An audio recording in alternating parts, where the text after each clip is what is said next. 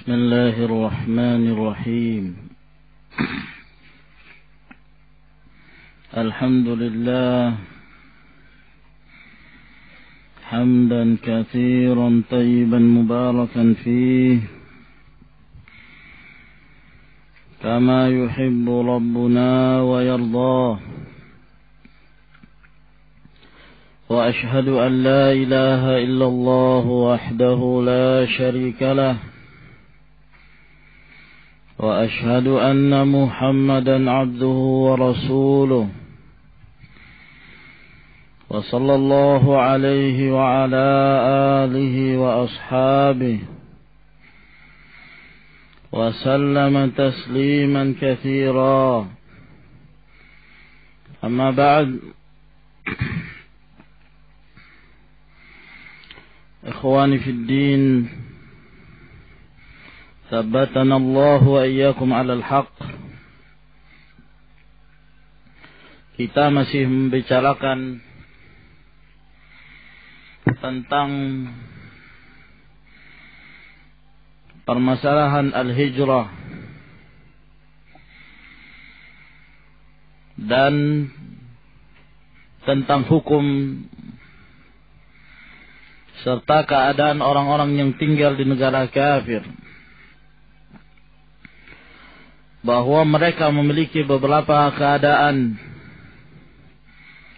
Ada di antara keadaan itu yang dianjurkan, bahkan merupakan salah satu jenis dari al-jihad fi sabilillah.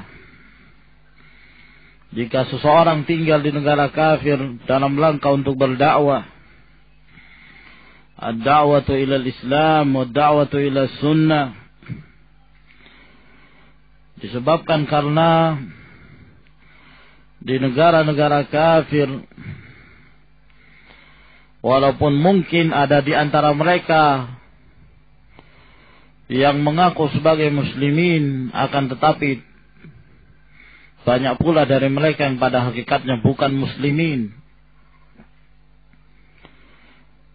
Disebabkan karena mereka mengambil Islam bukan dari sumber yang asli,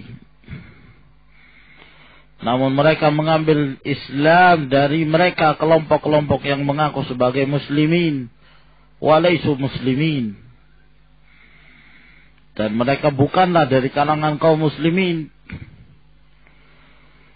Salah satu contoh yang tersebar di Inggris, banyak dari mereka yang mengaku sebagai muslimin tapi Islam berdasarkan Thariqah Ahmadiyah, Mirza Ghulam Ahmad, yang mengakui ada Nabi setelah Rasulullah Sallallahu Alaihi Wasallam. Dan ini tentunya adalah kekufuran, dan agama tersendiri bukanlah Islam yang dibawa oleh Rasulullah Sallallahu Alaihi Wasallam. Maka tinggal di negara kafir dalam rangka untuk berdakwah ilallah wa ila sunnati Rasulillah, ini menjadi salah satu jenis al-jihad fi sabilillah. Ataukah tinggal di negara kafir dalam rangka untuk mempelajari keadaan dan kebobrokan orang-orang kafir, sehingga di saat dia pulang dia bisa memberikan penjelasan tentang hakikat mereka dan membongkar kebusukan mereka. Ataukah tinggal di negara Islam sebagai perwakilan dari pemerintah, maka ini hukumnya tergantung hukum yang dia ditugaskan ke sana. Jika dia diberikan tugas dalam rangka untuk mengawasi mereka para tulabul ilm, mengawasi mereka agar kemudian tidak terjerumus ke dalam tidak terpengaruh dengan kebiasaan-kebiasaan barat misalnya, dan senantiasa komitmen dengan Islamnya, maka yang demikian ini adalah kebaikan. Atau ada juga yang keadaan mereka berangkat ke negara kafir, tinggal di sana dalam rangka untuk berdagang ataukah berobat, maka ini pun diperbolehkan. Dan pada pertemuan yang lalu kita sampai kepada keadaan yang kelima, yaitu tinggal di sana untuk belajar. Dan tentunya guru-gurunya adalah dari kalangan kufar, dari kalangan mereka, orang-orang kafir. Maka keadaan ini sangat lebih berbahaya. Dan bisa merubah akhlak seorang Muslim. Dan bisa merubah persangkaan seorang Muslim terhadap mereka, dan mungkin bahkan sampai kepada tingkat menyanjung-nyanjung orang-orang kafir. Karena orang-orang kafir itulah yang mendidiknya, memberikan ilmu kepadanya sehingga dia kagum, dia bangga. Maka ini sangat berbahaya, kata beliau. Maka jika seseorang hendak belajar di sana, karena pelajaran itu tidak ada di negara Islam, maka boleh, tapi harus dengan persyaratan-persyaratan yang ketat. Di antaranya adalah dia harus memiliki kematangan ilmu, kematangan akal, untuk membedakan mana hak, mana yang batil, mana yang bermanfaat, dan mana yang memudaratkan. Sebab jika tidak demikian, mereka yang belum memiliki keutamaan dan kematangan akal dikirim kepada orang-orang kafir untuk belajar. Ini sama dengan memberikan mangsa kepada para serigala. Ya. Mengirimkan makanan kepada anjing-anjing yang sedang kelaparan, yang siap untuk menerkam makanan tersebut. Kemudian berkata Al-Allamah Muhammad ibn Salih Al-Utsaimin rahimahullah, asy-syartu tsani, syarat yang kedua, ayakuna 'inda at-talibi min ilmi syariah, bahwa yang belajar itu dia harus memiliki ilmu syar'i. Dia harus mengerti tentang ilmu syariat. Ma yatamakkanu bihi minat tamyiz bainal haqqi wal batil, yang memungkinkan bagi dia untuk membedakan mana yang hak dan mana yang batil. Naam. Sehingga dia harus mantap pula ilmu agamanya. Nah, bagaimana bisa mantap? Ilmu agama itu semenjak kecil tidak pernah diajarkan agama oleh orang tuanya, atau tidak pernah terdidik di lingkungan masjid atau di lingkungan Islam dengan agama, didikan agama. Seorang hanya mendapatkan ilmu agama itu dari sekolah, itu pun sekali sepekan, itu pun pelajarannya itu juga. Naam, tidak mengajarkan agama, tidak mengajarkan akhlakul karimah. Itu pun kalau mengajarkan akhlak, ya gurunya juga bejat. Sehingga murid lebih condong untuk melihat praktek dari gurunya. Kalau gurunya saja tidak mengamalkan, bagaimana muridnya mau mengamalkan? Nah, itu sampai dewasa, sampai SMA. Setelah itu berangkat ke negara kafir untuk belajar. Maka apakah yang demikian ini memungkinkan bagi dia untuk selamat, ya, dari makar orang-orang kafir? Wallahul musta'an. Wa muqara'atul batil bil haqq, dan membantah kebatilan itu dengan kebenaran. Li'alla yankhadi'a bima hum alaihi minal batil, agar kemudian tidak tertipu, tidak terkecoh dengan apa yang dimiliki oleh orang-orang kafir berupa kebatilan. Fayadhunnuhu haqqa, sehingga dia menyangka itu adalah kebenaran. Aw yaltabisu alaih, ataukah tersamarkan olehnya kebenaran itu. Au ya'jizu an daf'i, atau dia tidak mampu menolak kebatilan itu. Fayabqa hirana au yattabi'ul batil, maka sehingga karena dia tidak memiliki ilmu syar'i, maka dia berada di antara salah satu dari dua keadaan. Keadaan yang pertama adalah heran, bingung, entah kemana, mau kemana dia, atau dia mengikuti kebatilan itu. Nah, ya, apakah dia menjadi orang yang bingung, hayran, lahuna wa lahuna, atau dia akhirnya mengikuti kebatilan. Nah, karena tidak memiliki ilmu syar'i. Oleh karena itu ini sangat berbahaya. Dan dikhawatirkan jika kembali menjadi musuh al-haq. Kebenciannya terhadap al-haq lebih. Nah. Wa fi du'a'il ma'thur, di dalam satu doa yang diriwayatkan. Al-ma'thur maksudnya al-ma'thur anin Nabi, yang diriwayatkan dari Nabi SAW. Allahumma arinil haqqa haqqan warzuqni ittiba'ah. Ya Allah, perlihatkanlah kepadaku kebenaran dan berikanlah kepadaku rezeki untuk mengikutinya. Wa arinil batila batilan warzuqni ijtinabah. Dan perlihatkanlah kepadaku kebatilan dan berikanlah aku rezeki untuk menjauhinya. Wala taj'alhu multabisan alayya fa'adhillah.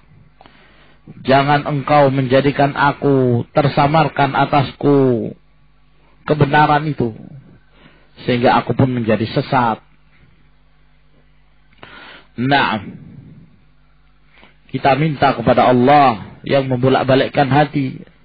Allahumma ya muqallibal qulub, tsabbit qalbi ala dinik, ya musarrifal qulub, sarrif qalbi ila ta'atik. Minta hidayah kepada Allah Subhanahu wa ta'ala. Jangan coba-coba masuk ke sarang penyamun dalam keadaan kita tidak memiliki ilmu. Naam. Asyartu tsalits, syarat yang ketiga. Ayakuna inda talibi dinun. Bahwa pelajar itu, yang hendak belajar itu, memiliki agama. Memiliki keimanan. Yahmi, yang menjaganya. Wa yatahassanu bihi, dan dia akan berbenteng diri dengannya. Minal kufri wal fusuqi. Dari kekufuran. Dan dari kefasikan. Dia senantiasa menjaga diri. Melihara dirinya. Dengan apa? Dengan iman itu. Dengan agama yang dia miliki. Untuk menolak syahwat. Fadha'ifuddin la yaslamu ma'al iqamati hunak. Orang yang lemah agama itu tidak akan selamat di saat dia tinggal di sana. Ya. Di saat dia tinggal bersama dengan orang-orang kafir, tidak memiliki keimanan, dan keimanan yang ada pada dia muza'za', ya, tidak kokoh, ya, maka tidak selamat illa ayyasha Allah, kecuali jika Allah Subhanahu wa ta'ala menghendaki. Itu semua di tangan Allah, ya ikhwan. Ya, Allah Subhanahu wa ta'ala membolak-balikkan hati kita. Maka hanya kepada Allah kita meminta tsabat wal istiqamah. Wa dzalika liquwwatil muhajim wa dha'fil muqawim. Yang demikian itu disebabkan karena kuatnya yang menyerang, yaitu kekufuran, syubhat, syahwat, wa dha'fil muqawim, dan lemahnya yang menghadapinya. Yang akan menghadapi syubhat itu lemah. Senjata lemah. Nah. Sedangkan yang menyerang kebatilan itu memiliki kekuatan, power yang besar. Nah, ya. Fa asbabul kufri wal fusuqi hunaka qawiyatun wa katsiratun mutanawwi'ah. Sebab-sebab kekufuran, sebab-sebab kefasikan di sana, di negeri kafir, itu kuat sekali dan banyak, bahkan bermacam-macam. Ya, datang dari berbagai arah. Nah, dari sisi syubhat dan dari sisi syahwat. Fa idza sadafat mahallan dha'ifal muqawamah, maka apabila sebab-sebab kekufuran, sebab-sebab kefasikan itu menempati tempat yang lemah, dha'ifal muqawamah, perlawanannya itu lemah, ya, tidak mampu. Ibarat kebatilan ini datang dengan senjata berat, ya, datang dengan basoka, sementara kebenaran pedang senjatanya hanya dengan pedang. Gimana, sudah dari jauh kamu sudah ditembak, ya, lemah. Maka apabila kebatilan yang kuat itu menempati tempat yang perlawanannya lemah, amilat amalaha, maka dia pun mengamalkan amalannya, menempati tempatnya. Iya kan, dikuasai pendudukan. Jadilah hati seorang yang asalnya muslim diduduki oleh musuh penjajah berupa syaitan dengan kebatilannya, syahwatnya, syubhatnya. Habislah dia. Ya. Kalau syaitan tidak mampu mengantarkan dia kepada kekufurannya, minimal dia menjadi orang yang fasik. Atau kamu menjadi seorang ahli bid'ah, penentang al-haq. Nah, dan ini tentunya sangat berbahaya, penyakit yang sangat kronis. Asyartur rabi', syarat yang keempat, an tad'uwal hajatu ilal ilmi alladhi aqama min ajli. Bahwa ada hajat yang mendesak. Ada hajat yang mendesak kepada ilmu yang dia tuntut itu, yang dia tinggal di negara kafir itu dengan sebab untuk mempelajari ilmu itu. Memang dibutuhkan ilmu itu. Ada hajat tertentu karena mungkin ilmu itu tidak ada di negara Islam. Bi ayyakuna fi ta'allumihi maslahatun lil muslimin, di mana kalau mempelajari ilmu itu akan mendatangkan kemaslahatan bagi kaum muslimin. Naam. Ya, mungkin mempelajari tentang teknologi yang lebih canggih misalnya, ataukah tentang teknologi nuklir yang tidak ada pelajarannya di negara Islam, atau ilmu-ilmu yang suatu saat nanti dibutuhkan oleh kaum muslimin. Naam. Wala yujadu lahu nadhirun fil madaris fi biladihim, tidak didapatkan yang semisalnya di sekolah-sekolah, di fakultas-fakultas, di kuliah-kuliah di negara mereka.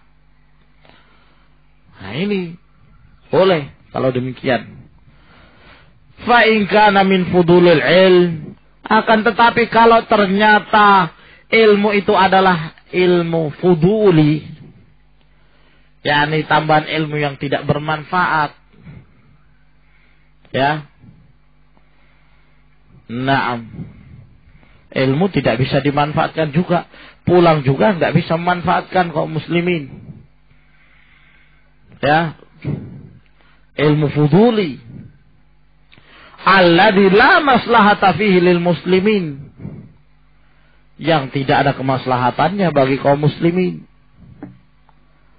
Naam. Au kana fil biladil islamiyati minal madaris nadhiruhu, atau ternyata ada di negara Islam sekolah-sekolah seperti itu. Nah, ternyata di negara Islam ada. Nah, kalau dalam keadaan demikian, mengapa dia mesti keluar? Tidak ada hajat yang menyebabkan dia keluar. Atau di negara Islam ada. Nah, kedokteran misalnya. Maunya belajar di luar. Padahal di negara Islam itu ada. Nah. Tapi kan kurang afdol kalau di dalam negeri. Nah, kata mereka. Nah, kalau di dalam negeri itu sepertinya kurang populer, maunya di luar. Kalau hanya sekedar popularitas, bukan karena ada tambahan ilmu yang ada di luar, maka tidak boleh.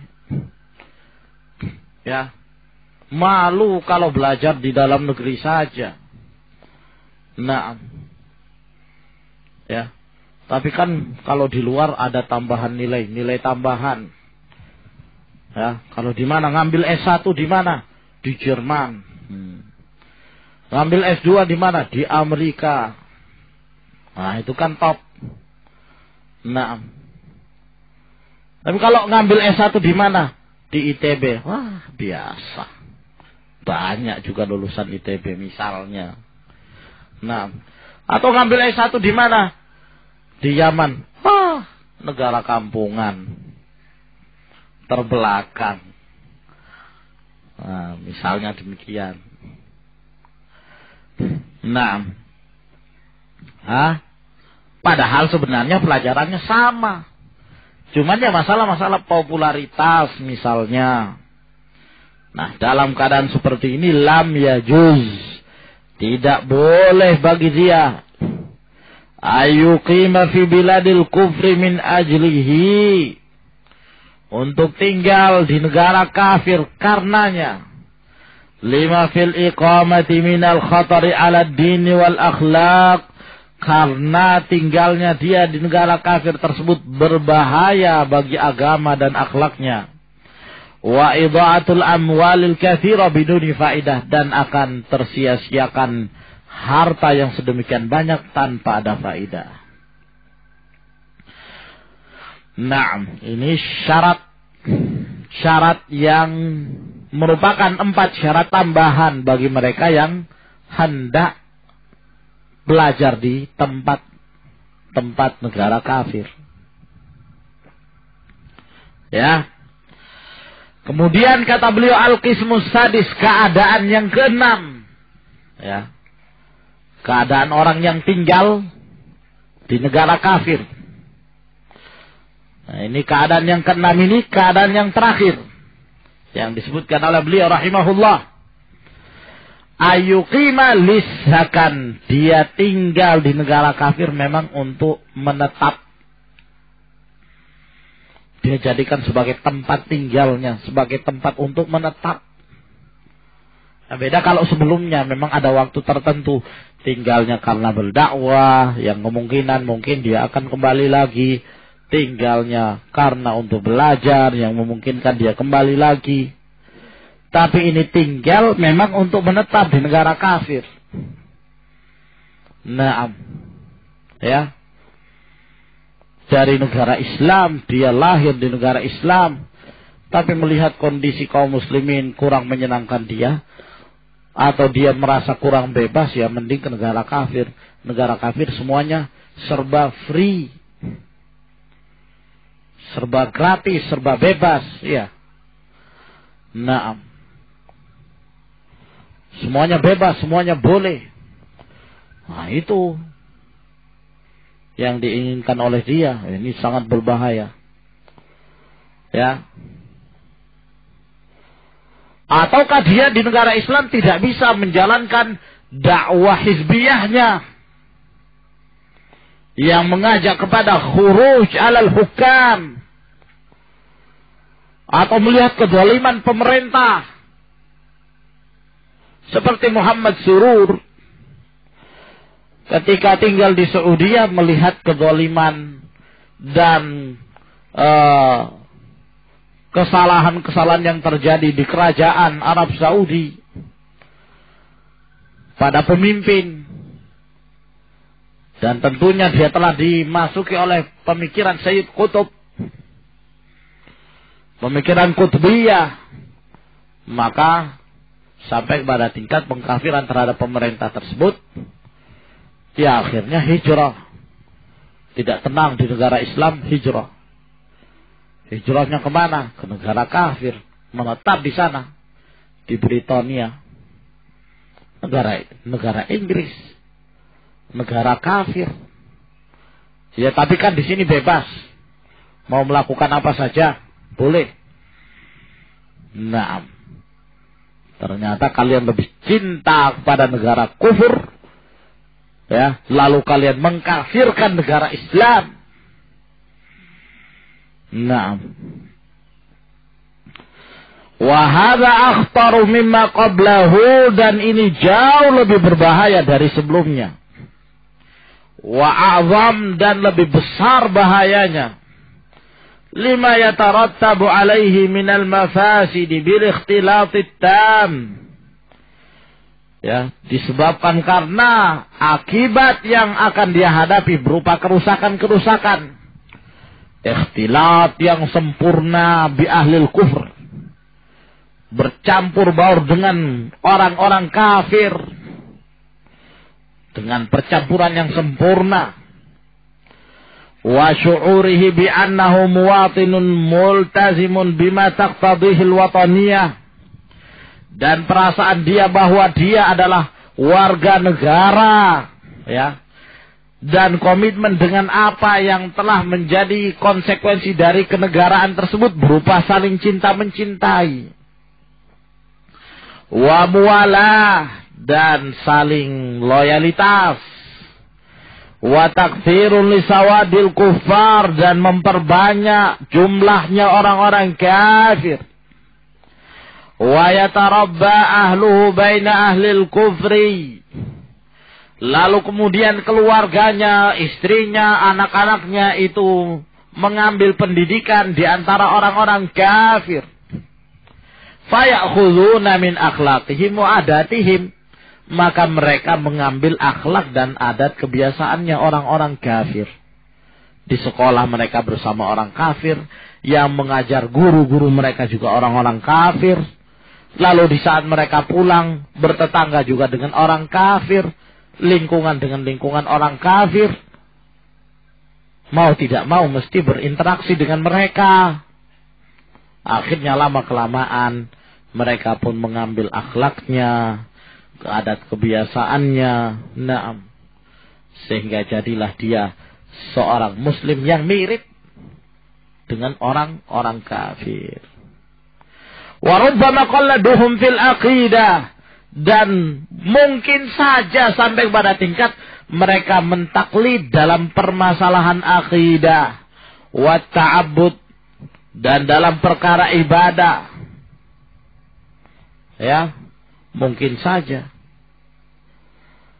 Ya, ikut-ikutan di dalam berakidah, dalam beribadah.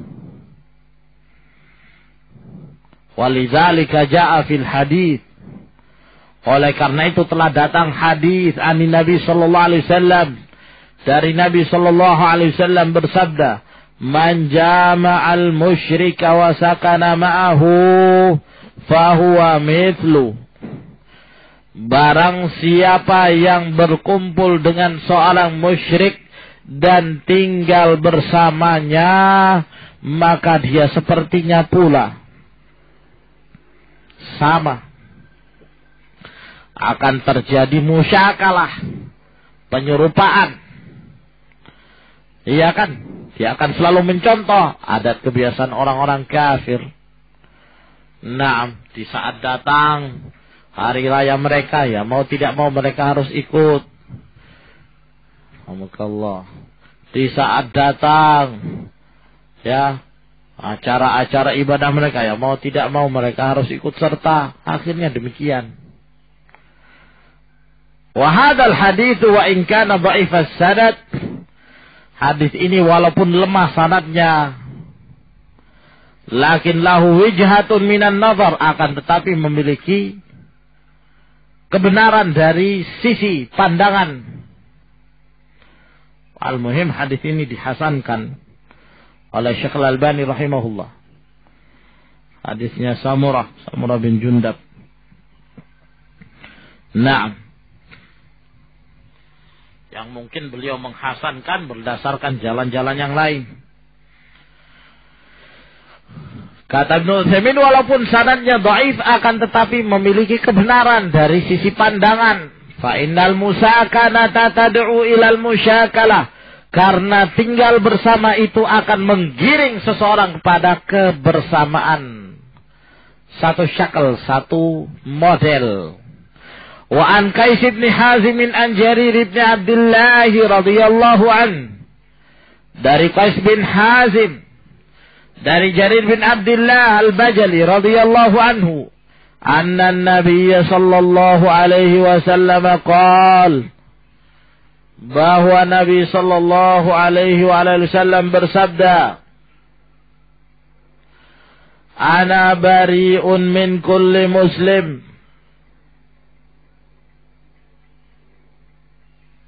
aku berlepas diri dari setiap muslim, yuqimu baina adhuril musyrikin, yang tinggal di antara punggung-punggungnya kaum musyrikin, yakni yang tinggal di tengah-tengah kaum musyrikin. Qalu, lalu para sahabat bertanya, ya Rasulullah, walima, wahai Rasulullah, dan mengapa, yakni terus bagaimana keadaan antara muslim dan musyrik itu harus bagaimana? Qala, kata Rasulullah sallallahu alaihi wasallam, la tara'a narahuma, tidak akan terlihat apinya seorang muslim dengan apinya seorang musyrik. yakni tidak akan saling melihat kedua api mereka di saat mereka menyalakan tungku mereka. Kalau dahulu mereka masak dengan api, ya kan? Di saat mereka hendak memasak, mereka menyalakan api. Ya tentunya asamnya kelihatan, ya kan? Nah, ya, nah, tinggalnya seorang muslim dan seorang musyrik itu tidak boleh saling melihat, terlihat apinya. Muslim melihat apinya musyrik, musyrik melihat juga apinya muslim.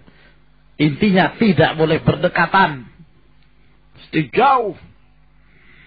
Nah, ya, jangan berdekatan. Ya, maksudnya bahwa seorang muslim tidak boleh tinggal di tengah-tengah kaum musyrikin. Nah, mesti jauh.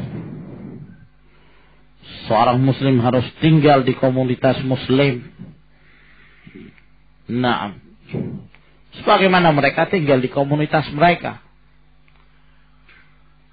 Rawahu Abu Dawud wa Tirmidzi. Hadis riwayat Abu Dawud dan Tirmidzi. Wa aktsarur ruwati rawahu mursala. Mayoritas perawi mereka meriwayatkannya secara mursal an Qais bin Hazim. Dari Qais bin Hazim anin Nabi sallallahu alaihi wasallam, dari Nabi sallallahu alaihi wasallam. Qala Tirmidzi, berkata Tirmidzi, sami'tu Muhammadan yakni al-Bukhari yaqul as-sahih hadis Qais anin Nabi sallallahu alaihi wasallam mursal. Yang benar kata beliau bahwa Imam Bukhari menyatakan yang sahih hadis ini adalah hadisnya Qais langsung dari Nabi tanpa penyebutan Jarir bin Abdullah secara mursal. Naam, wallahu a'lam. Wa kaifa tatibu nafsu mu'minin?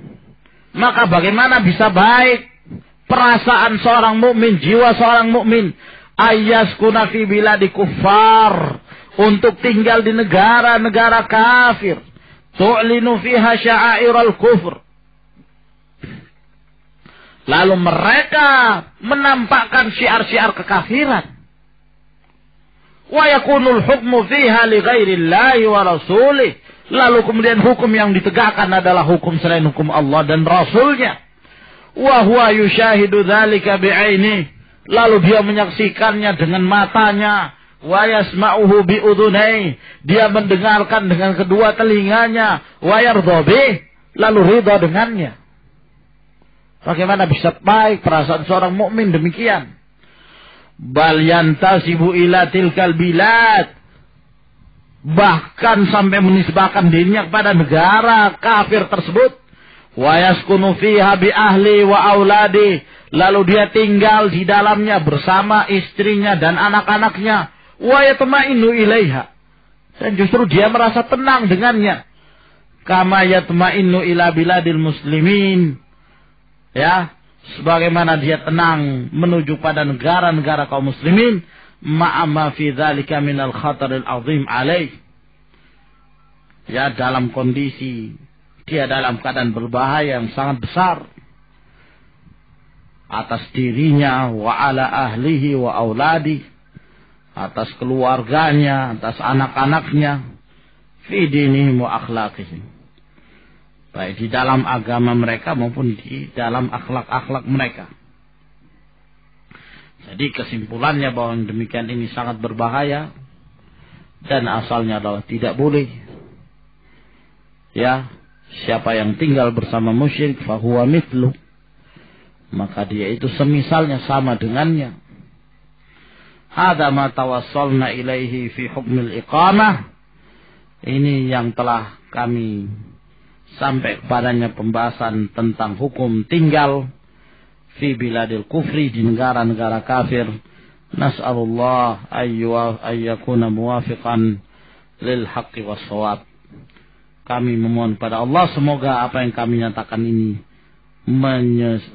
menyetujui dan mencocoki kebenaran. Naam. Wallahu a'lamu bis-shawab. Dan ana harap antum mesti faham tentang hukum-hukum ini, ikhwan. Insyaallah fi darsil ati murajaah khusus masalah hijrah, ya, dan memahami pembagian-pembagiannya, mana yang boleh, mana yang tidak boleh. Wallahu a'lamu bis-shawab. Ila huna al-hukmu barakallahu fiik ala daulah kulliha. Ambon masuk ke dalam Indonesia, wa Indonesia biladul Islam. Barakallahu fiik.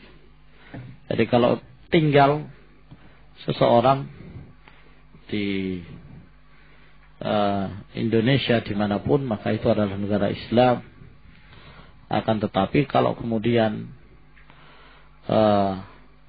mereka pun tinggalnya di situ tidak bisa menampakkan syariat Islam, wahada min dzulmil hukumah, ini dari kezaliman hukumah, maka hendaklah dia pindah cari tempat yang lain.